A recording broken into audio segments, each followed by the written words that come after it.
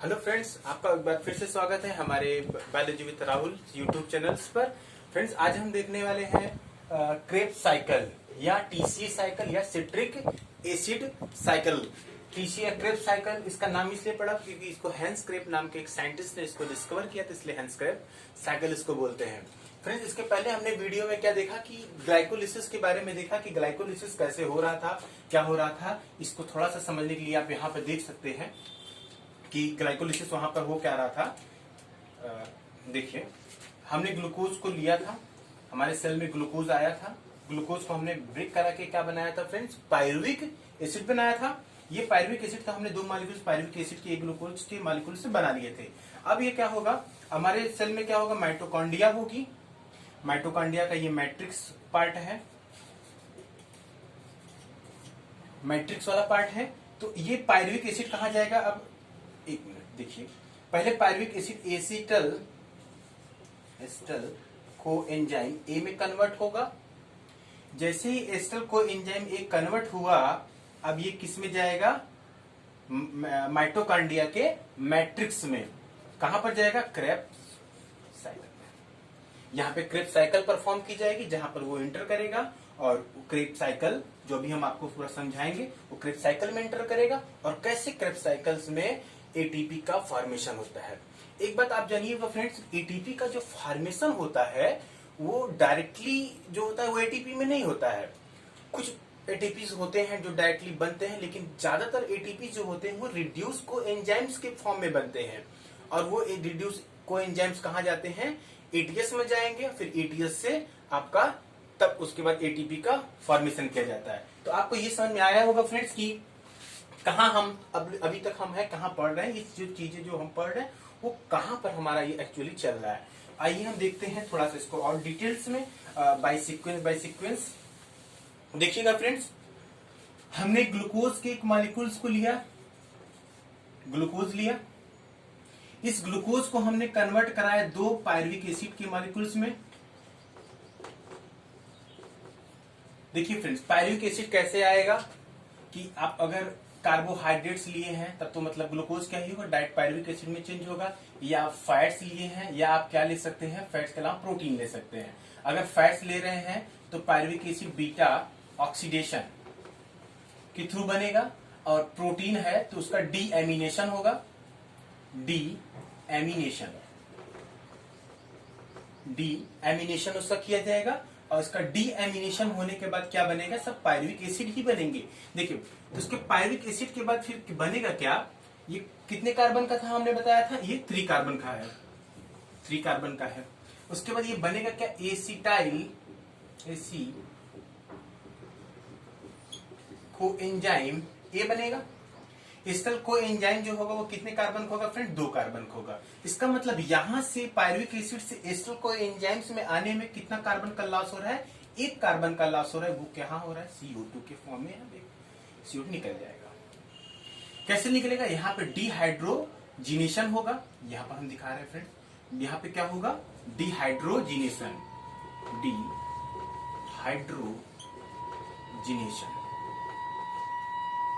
Dehydrogenation होगा। इसका dehydrogenation होने के कारण यहाँ पे CO2, अब डिहाइड्रोजन मतलब क्या हो रहा है फ्रेंड, यहाँ पे H+ आयन्स निकल रहे हैं। ये H+ आयन कहाँ जाएंगे, NAD+ से NADH2 में चेंज हो जाएगा। कहाँ चेंज हो रहा है फ्रेंड्स, NADH2 में चेंज हो रहा है। आइए हम इसको देखते हैं। उसके बाद एसिटल को एंजाइम यहाँ पर बन गया है। एसिटल को एंजाइम तो कहाँ कन्वर्ट होगा, अब ये कन्वर्ट होगा, अब ये क्रेब्स साइकिल में एंटर करेगा। क्रेब्स साइकिल में कहा, माइटोकॉन्ड्रिया के अंदर जा रहा है। देखिएगा, माइटोकॉन्ड्रिया के अंदर जैसे ही गया, ये क्रेब्स साइकिल में एंटर किया। अब ये कितने कार्बन का है, 2 कार्बन का है। देखिए फ्रेंड्स, आगे चलने से पहले एक चीज आप दिमाग में अपने कॉन्सेप्ट बना लीजिएगा कि हमें 2 कार्बन हमारे पास है, और हम जो साइकिल लेकर चलेंगे हमें साइकिल में कितने कार्बन चाहिए, 6 कार्बन चाहिए। तो 2 कार्बन 6 कार्बन चाहिए। हमारे पास कितने, 2 कार्बन, हमारे पास 2 रुपए है, हमें चाहिए 6 रुपए। तो कैसे होगा, इसका मतलब ये हुआ कि हमें कहीं से जुगाड़ करना पड़ेगा, किसका, 4 कार्बन का, तभी हमारा 6 कार्बन हो पाएगा। तो कैसे हम 4 कार्बन का जुगाड़ करेंगे, तो हमारे जैसे क्रेब्स साइकिल में होगा वहां पे एक होता है ऑक्सैलो एसिटिक एसिड। यहां इसको देखिएगा, यहां से हम साइकिल आपको बना के दिखा रहे हैं। यहां होगा ऑक्सैलो एसिटिक एसिड।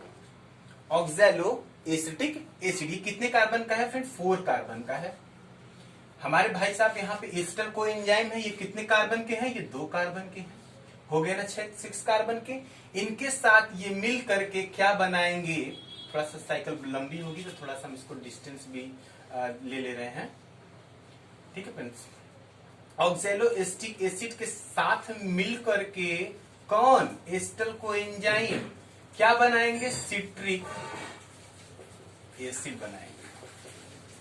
क्या बनाएंगे? Citric acid. सिट्रिक एसिड कितने कार्बन का होगा? 6 कार्बन का होगा। किस एंजाइम्स के प्रेजेंस में? Citrate synthetase. Citrate synthetase enzymes के प्रेजेंस में ऑक्सैलो एसिटिक एसिड से लेकर के सिट्रिक एसिड बनाएगा। अब सिट्रिक एसिड क्या होगा फ्रेंड्स? अब सिट्रिक एसिड जो होगा ये आयरन के प्रेजेंस में 2+ आयरन के प्रेजेंस में ये क्या बनाएगा? आइसो सिट्रिक एसिड बनाएगा। क्या बनाएगा? Isocitric acid. देखिएगा ये भी हमारा कितने कार्बन का है? 6 कार्बन का है। भी आइसोसिट्रिक एसिड बना। आइसोसिट्रिक एसिड यहां तक तो कोई एंजाइम्स नहीं है। हालांकि इसके पहले भी एक और स्टेप है, आपको कुछ बुक्स में आपको फ्रेंड्स मिल जाएगा कि यहाँ पे एक स्टेप, लेकिन वो स्टेप्स क्या है कि एग्जामिनेशन पॉइंट व्यू से अगर हम देखें तो वो हमारे इंपॉर्टेंट नहीं है, इसलिए हमने इसको क्या कर दिया? स्किप कर दिया है। डायरेक्ट हमने क्या लिख दिया है? आइसोसिट्रिक एसिड लिखा। अब आइसोसिट्रिक एसिड फ्रेंड्स यहां पर कन्वर्ट होगा किसमें? अल्फा कीटो ग्लूटारिक एसिड में। किसमें? अल्फा कीटो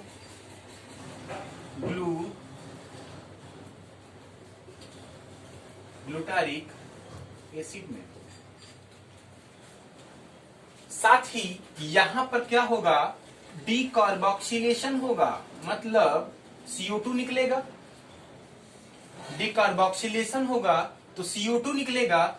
तो साथ ही एक बात और जानते रहिएगा, जहां पर डीकार्बोक्सिलेशन होगा वहां पर हाइड्रोजन आयंस भी निकलेंगे, 2H+ आयंस भी निकलेंगे। तो जैसे ही 2H+ आयंस निकलेंगे तुरंत यहां पर क्या होंगे? NAD+ होंगे। ये NAD+ तुरंत क्या करेंगे? NADH2 में कन्वर्ट कर देंगे। ओके फ्रेंड्स, तो 2H+ यहां पे NADH और साथ ही डीकार्बोक्सिलेशन CO2 निकल गया। आगे देखिए फर्दर इसका क्या होगा? आगे जो इसका रिएक्शन करेगा अपना, उसका ऑक्सीडेशन होगा तो क्या होगा? ग्लूटारिक एसिड अब है तो सक्सिनिक एसिड में चेंज होगा। Succinyl coenzyme, succinyl coenzyme alpha keto glutaric acid से किसमें? सक्सिनाइल कोएंजाइम्स में हुआ। यहां पर भी देखिएगा फ्रेंड्स क्या होगा? डीकार्बोक्सिलेशन होगा। डीकार्बोक्सिलेशन हुआ, इसका मतलब तो यहां पे H+ आयंस भी निकलेगा। H+ आयन निकला तो क्या बनाया? यहां पे फिर वही बात आ जाएगी, NAD वाली बात। शायद फ्रेंड ये थोड़ा चल नहीं रहा है, ब्लैक से ही लिख दे रहे हैं। NAD+ है, तुरंत H+ आयन को क्या करेगा? रिड्यूस को एंजाइम रिसीव करेगा और NADH2 में क्या हो जाएगा? कन्वर्ट हो जाएगा। ओके फ्रेंड्स, देखिएगा तो क्या बना फ्रेंड? देखिए डीकार्बोक्सिलेशन हुआ, NADH का CO2 निकला, सक्सिनाइल कोएंजाइम भी बना है। फिर फर्दर कंटिन्यू होगा, क्या बनाएगा? सक्सिनाइल कोएंजाइम से सक्सिनिक एसिड बनेगा। क्या बनेगा फ्रेंड? सक्सिनिक। थोड़ा सा इसको और यहां लेकर आते हैं क्योंकि साइकिल बड़ा लंबा जाएगा ना फ्रेंड, तो यहां तक लगाना है। तो सक्सिनिक एसिड बना। ठीक है फ्रेंड, देखिए सक्सिनिक एसिड बनेगा कैसे? सक्सिनेट थायोकाइनेज एंजाइम्स के प्रेजेंस में, सक्सिनेट थायोकाइनेज एंजाइम्स के प्रेजेंस में क्या होगा? सक्सिनिल को एंजाइम से सक्सिनेट थायोकाइनेज एंजाइम्स के प्रेजेंस में क्या बना लेगा? सक्सिनिक एसिड बनाएगा। साथ ही फ्रेंड्स यहाँ पे एक चीज देखिए, यहाँ पर क्योंकि ये रिएक्शन जो हो रहा है वो एक्सोथर्मिक रिएक्शन हो रहा है, तो एक्सोथर्मिक मतलब कुछ एनर्जी तो निकलेगा ही। वो थोड़ा जो एनर्जी निकलेगी वहां से एक एडीपी प्लस इनऑर्गेनिक फास्फेट से वो एक एटीपी बना लेगा। क्या बनाया? एक एटीपी बनाया। यहां पर एक बात ध्यान रखने वाला बात है फ्रेंड्स, क्योंकि देखिएगा यहां पर फास्फो, एक मिनट देखिएगा, सबस्ट्रेट लेवल, एक मिनट, ठीक है, सबस्ट्रेट लेवल फास्फो, तो यहां पे क्या हो रहा है? सबस्ट्रेट लेवल फास्फोरिलेशन हो रहा है। क्या हो रहा है फिर देखिएगा, सबस्ट्रेट नहीं चल रहा है, सबस्ट्रेट लेवल फास्फोरिलेशन हो रहा है, इसलिए एक एटीपी से एक एटीपी बन जा रहा है। आपको याद रखने का बात यह है कि फ्रेंड्स क्वेश्चन पूछता है कि substrate level phosphorylation Krebs cycle के कहां होता है, किन दो साइकिल के बीच में होता है? तो ये सक्सिनाइल कोएंजाइम ए और सक्सिनिक एसिड के बीच में होता है। तो ये आपको बात याद रखने का है। तो यहाँ पे साथ ही कोएंजाइम ए भी रिलीज किया जाएगा। अब देखिएगा friends, succinyl coenzyme succinic acid से फ्यूमेरिक एसिड में चेंज होगा। कहां पर चेंज होगा? फ्यूमेरिक एसिड में, फ्यूमेरिक एसिड में चेंज होगा। फ्यूमेरिक एसिड चेंज होगा। यहां पर देखिएगा, यहां पर भी एक FAD से FAD प्लस से FADH2 में कन्वर्ट हो जाएगा। ओके फ्रेंड्स, देखिएगा FAD, यहां पे एक बात इंपॉर्टेंट है एग्जामिनेशन की पॉइंट से, ये राइबोफ्लेविन विटामिन बी कॉम्प्लेक्स का एक पार्ट होता है राइबोफ्लेविन, उसकी यहां पे जरूरत होती है। राइबोफ्लेविन की हेल्प से लिख दे रहा हूं, ठीक है, राइबोफ्लेविन एडेनिन डाइन्यूक्लियोटाइड्स का फॉर्म होगा, तो राइबोफ्लेविन की हेल्प से ये FAD से FADH2 में कन्वर्ट हो जा रहा है। अब फ्यूमेरिक एसिड क्या होगा? अब ये फ्यूमेरिक एसिड चेंज होगा मैलिक एसिड में। किस में चेंज होगा? मैलिक एसिड में चेंज होगा। साथ ही किस एंजाइम्स के प्रेजेंस में? फ्यूमरेज एंजाइम्स के प्रेजेंस में फ्यूमेरिक एसिड मैलिक एसिड में क्या हो जाएगा? कन्वर्ट हो जाएगा। अब ये मैलिक एसिड क्या होगा? देखिएगा, अब मैलिक एसिड से एक चीज देखिएगा फ्रेंड्स, यहाँ पे हम कार्बन संख्या, यहाँ पे भी 6 थी, यहाँ पे भी 6 का, यहाँ सॉरी एक डिकार्बोक्सिलेशन हो रहा है, तो यहाँ 5 कार्बन बचेगा, और यहाँ पे भी फिर एक डिकार्बोक्सिलेशन, मतलब यहाँ पे 4 कार्बन बचेगा, और यहाँ पर भी क्या है? यहाँ पे 4 कार्बन है। देखिए फ्रेंड्स, हम आगे इसको मैलिक एसिड चलने से पहले एक चीज और यहाँ पे कंसेप्ट कर लीजिएगा। अभी तक हम यहाँ पे 5 कार्बन तक आ रहे हैं, फिर उसके बाद हमने क्या किया? सक्सिनाइल कोएंजाइम से 4 कार्बन, मतलब जो 2 कार्बन हमने यहाँ से एस्टर कोएंजाइम से लिए थे, जो हमारा पर्पस था वो कहां पर कंप्लीट हो जा रहा है? वो सक्सिनाइल कोएंजाइम ए तक हमारा पर्पस कंप्लीट हो जा रहा है। लेकिन हमने अपने पड़ोसी से क्या लिया था?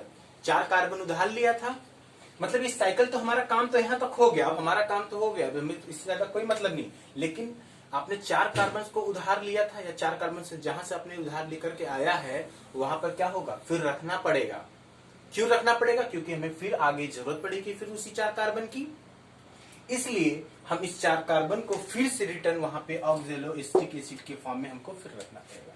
फिर हमने वहां से क्या कर रहा है? सक्सिनिक एसिड से फ्यूमेरिक एसिड, फ्यूमेरिक एसिड से मैलिक एसिड, मतलब अब यहां से किसी भी कार्बन का लॉस नहीं होने वाला या डीकार्बोक्सिलेशन नहीं होने वाला है। तो देखिएगा, तो फ्यूमरिक एसिड हमने यहां तक बना लिया है, फ्यूमरिक एसिड से मैलिक एसिड बना लिया है। अब मैलिक एसिड से हमको क्या करना है, ऑक्जेलोएस्टिक एसिड बनेगा, ऑक्जेलोएस्टिक एसिड बनेगा। लेकिन यहां पर एक हमको और मिलेगा क्या, NaD प्लस से NaDH2 चेंज हो जाएगा। ठीक है फ्रेंड्स, देखिए तो क्या हो रहा है ऑक्जेलोएस्टिक एसिड में। देखिए फ्रेंड, यहां पे एक NaDH2 बदल गया किस एंजाइम के प्रेजेंस में, इसको हम कलर से लिख दे रहे हैं, मैलेट डिहाइड्रोजिनेज। अभी हम इसको एक बार फिर से हम आपको फिर से भी समझा देंगे थोड़ा सा ट्रिकी तरीके जिससे आपको याद हो जाएगा। देखिए हमारा साइकिल क्या हो रहा है, कंप्लीट हो गया है। हमने एस्टर को एंजाइम यहां से उठाया था और सारी हमने साइकिल फिर यहां से उधार लिया था 4 कार्बन ऑक्जेलोएस्टिक एसिड, हमने 4 ऑक्जेलोएसिड यहाँ पे कार्बन ला करके इसको फिर रिटर्न कर दिया है। अब ये ऑक्जेलोएस्टिक एसिड नेक्स्ट एस्टर को एंजाइम के साथ क्या करके कंडेंसेशन करके वो फिर सिट्रिक एसिड और फिर ये दोबारा साइकिल इस तरह से कंटिन्यू हो जाएगी। देखिएगा फ्रेंड, थोड़ा सा हम आपका यहाँ पे रफ करेंगे, थोड़ा सा क्लियर करने के लिए यहाँ पे हम इसको रफ कर दे रहे हैं। डिहाइड्रोजिनेशन यहाँ पे कार्बन लिख रहा है, इसको बल्कि छोटा सा करके लिख दें, आपको समझ में आता रहेगा। डिहाइड्रोजिनेशन हो रहा है, देखिएगा फ्रेंड्स, एक बार हम इसको फिर से रिवाइज कर रहे हैं पूरा कि हमने क्या लिया, एक ग्लूकोज का मॉलिक्यूल्स लिया, 2 पायरुविक एसिड में कन्वर्ट किया, इस पायरुविक एसिड में यहाँ पर क्या कराया, डिहाइड्रोजिनेशन कराया। देखिए फ्रेंड, एक बात आप हमेशा याद रखिए कि जहां डिहाइड्रोजिनेशन या कार्बोक्सिलेशन होगा वहां पे कार्बन CO2 निकलेगा और डिहाइड्रोजिनेशन होगा तो CO2 निकलेगा और साथ ही 2H+ आयंस निकलेंगे तो वो NAD के फॉर्म से NADA+ से NADH2 में चेंज हो जाएंगे। तो हमने यहाँ से एस्टर को एंजाइम में कन्वर्ट किया, एस्टर को एंजाइम क्या किया, सिट्रेट सिंथेटेज तक, और क्योंकि इस पे 2 कार्बन था, हमें सिट्रिक एसिड चलाने के लिए 6 कार्बन चाहिए। हमने भैया से बोला क्या, हमको 4 कार्बन और दीजिए, किससे, ऑक्जेलोएस्टिक एसिड से। ऑक्जेलोएस्टिक से 4 कार्बन उधार लेकर के 6 कार्बन और सिट्रिक सिंथेटेज की हेल्प से क्या बना लिया, सिट्रिक एसिड साइकिल बना, सिट्रिक एसिड बना लिया। अब ये सिट्रिक एसिड को हमने क्या किया, आगे फर्दर आयरन के प्रेजेंस में हमने इसको किस में कन्वर्ट दिया, आइसोसिट्रिक एसिड में। सब 6 कार्बन के ही चल रहे हैं। फिर यहाँ पर आइसोसिट्रिक एसिड को हमने किस में कन्वर्ट किया, अल्फा कीटोग्लूटारिक एसिड में चेंज हुआ और साथ ही यहाँ पे डिहाइड्रोजिनेशन हुआ, यहाँ पे डिहाइड्रोजिनेशन हुआ और 2 CO2 निकला, एक CO2 निकल गया और क्या बना, एक NaDH2 बन गया, एक NaDH2 बन गया। साथ ही फ्रेंड देखिए, आइसोसिट्रिक एसिड से एक CO2 निकल रहा है और एक CO2 निकल रहा है तो कितने, अब एक कार्बन बचेगा, एक कार्बन यहां से निकल रहा है तो मतलब 5 कार्बन बचेगा। अल्फा कीटोग्लूटारिक एसिड कितने कार्बन को होगा, 5 कार्बन का होगा। अल्फा कीटोग्लूटारिक को अगेन हम इसका डिहाइड्रोजिनेशन करा देंगे तो ये क्या बन जाएगा, CO2 कार्बोक्सिलेशन होगा, CO2 रिलीज होगा, 2H+ आयंस होगा, 2H+ NaDH2 में कन्वर्ट हो जाएंगे। साथ ही सक्सिनल को एंजाइम्स A में कन्वर्ट होगा, यहां से भी एक कार्बन निकल रहा है, मतलब कितना कार्बन बचा, 4 कार्बन बचा। आपको यही बस याद रखना है, आपको याद रखने का तरीका यही है, सिट्रिक से आइसोसिट्रिक, एक NaDH यहाँ निकल रहा है, फिर अगले स्टेप में एक NaDH निकल रहा है, दोनों जगह कार्बोक्सिलेशन और 2 कार्बन कम हो जा रहे हैं। इस तरह से आपको क्या हो जा रहा है, आसानी से लर्न भी हो जाएगा। देखिए उसके बाद सक्सिनल को एंजाइम्स हमने सक्सिनेट, यहाँ पे सक्सिनेट थायोकाइनेज के प्रेजेंस में हमने सक्सिनिक एसिड में चेंज किया। साथ ही एक्सोथर्मिक रिएक्शन हो रहा है, इसलिए ये क्या होगा, एक ATP से एक ADP से ATP में भी कन्वर्ट हो जाए, एक इनऑर्गेनिक फास्फेट लेकर के। साथ ही यहाँ पे को एंजाइम A भी रिलीज हो रहा है, कुछ को एंजाइम वो रिलीज कर दिए जाएंगे। ओके, आगे देखते हैं सक्सिनिक एसिड से। ये अब देखिएगा फ्रेंड्स, हमने इसके पहले भी बोला, यहाँ तक हमारी साइकिल क्या हो जा रही है, कंप्लीट हो जा रही है। लेकिन हमने देखिए 2 कार्बन एस्टर को एंजाइम से लेकर के चला था, 2 कार्बन हमने क्या कर लिया, कार्बोक्सिलेशन करके इसको यूज कर लिया। लेकिन अभी क्या है, हमने यहाँ से कुछ उधार लेकर के आया है 4 कार्बन को, इस 4 कार्बन को हमें फिर वहां तक ऑक्जेलोएस्टिक पहुंचाना है। उसके लिए हमने क्या किया, एक फ्यूमरिक एसिड में कन्वर्ट किया, साथ ही यहाँ पर राइबोफ्लेविन एडेनिन डाइन्यूक्लियोटाइड में एक FADH2 मिला। साथ ही फ्यूमेरिक एसिड में कन्वर्ट हुआ, फ्यूमरेज एंजाइम से मैलिक एसिड में कन्वर्ट हुआ, फिर इसका हमने मैलेट डिहाइड्रोजन प्रेजेंस में इसको उसका कन्वर्टिंग किसमें कराया तो ऑक्जेलो एस्टिक एसिड में कन्वर्ट हो गया, जो 4 कार्बन था तो हमने फिर वहां पर रिटर्न कर लिया। साथ ही यहाँ पर एक डिहाइड्रोजिनेशन होने की वजह से क्या बन रहा है, एक NADH2। तो ओवरऑल हमारा देखा जाए फ्रेंड्स तो कितने हमारे, अगर हम यहाँ से साइकिल को देखें, एस्टर को एंजाइम्स अपनी साइकिल को देखें तो हमें कितने, हमें इतनी साइकिल चलाने से हमें मिला क्या, देखिए हमें क्या क्या मिला। हमें एक Na कितने CO2 रिलीज हो रहे हैं, 2, एक यहाँ पे हो रहा है, एक यहाँ हो रहा है, 2 CO2 निकल रहे हैं। साथ ही एक NADH यहाँ और एक NADH यहाँ निकल रहा है, एक NADH2 यहाँ पे, एक NADH2 यहाँ, एक NADH2 यहाँ, 2 NADH2 एक साथ ही, एक तीसरा NADH2 यहाँ पर। मतलब एक NADH2 से कितने ATP का फॉर्मेशन होता है, 3 ATP का फॉर्मेशन होता है। तो 3 NADH से कितना हो जाएगा, 3 into 3 इक्वल टू कितना हो जाएगा, 9 ATP हो जाएगा। क्या हो जाएगा, 9 ATP हो जाएगा। साथ ही हमें एक डायरेक्टली सबस्ट्रेट लेवल फास्फोरिलेशन के बेस पर एक ATP मिल रहा है यहाँ पर, और साथ ही एक FADH2 यहाँ मिल रहा है। तो एक FADH2 यहाँ मॉलिक्यूल्स में, एक FADH2 में कितने होंगे, 2 ATP, 1 into 2 ATP। साथ ही एक फास्फोरिलेशन पे मिल रहा है ATP डायरेक्ट, हमको ATP मिल रहा है 1 ATP डायरेक्ट मिल रहा है। तो देखा जाए कितना ATP हुआ फ्रेंड्स, 9, 2, 11, 1, 12, मतलब 12 ATP हमको कैसे मिल रहा है, इस एस्टर को एंजाइम्स को क्रेब्स साइकिल को चलाने पर हमको 12 ATP का प्रॉफिट हो रहा है। यहां से एस्टर को एंजाइम से, याद रखिएगा क्वेश्चन घुमा के पूछ सकता है, एस्टर को एंजाइम से अगर आपका क्रेब्स साइकिल चल रहा है तो 12 ATP बनेगा। लेकिन यहाँ पे पायरुविक एसिड से अगर हम बात करेंगे तो एक NADH यहाँ मिल रहा है, मतलब चौथा वाला या पहला वाला ही कर सकते हैं, एक NADH यहाँ मिल रहा है। तो एक NADH मतलब 3, अगर हम प्लस यहाँ पे और कर देंगे ATP तो कितना हो जाएगा फ्रेंड्स, ये कितना हो जाएगा, 15 ATP आपको मिल जाएगा। कितना ATP, 15 ATP मिल जाएगा। तो एक बार पायरुविक एसिड के मॉलिक्यूल्स को यहाँ चलाने पर पूरे क्रेब्स साइकिल हमको 15 ATP मिल रहा है, क्योंकि 2 पायरुविक एसिड चल रहा है। तो मतलब क्या हुआ कि 15 गुणे 2 कितना हुआ, 30 ATP बना। साथ ही एक बात और याद होगा, ग्लाइकोलिसिस से पायरुविक एसिड तक हमने कितना ATP बनाया था, 8 ATP बनाया था। तो ये 8 ATP यहाँ पा जाएगा और कितना हो जाएगा, 38 ATP हमको मिलेगा। ओके फ्रेंड्स, तो आपको ये समझ में आ गया होगा कि कैसे हमारा पूरा ATP मिल रहा है, 38 ATP कैसे कैसे कहां से मिल रहा है। तो फ्रेंड्स आपको ये साइकिल आई होप पूरी तरह से समझ में आ गया होगा। अगर जो चीजें आपको नहीं समझ में आई होंगी तो आप हमें कमेंट्स करके बता सकते हैं या पूछ सकते हैं कि सर यहाँ पे हम चीजें नहीं समझ पाए हैं, तो उसको आपको समझाने की कोशिश करेंगे। देखिएगा फ्रेंड्स एक चीज और कि ये हमने क्रेब्स साइकिल हैंस क्रेब ने डिस्कवर किया, इसने इसको क्रेब्स साइकिल किया TCA, क्योंकि यहाँ पे ट्राई कार्बोक्सिलिक एसिड 3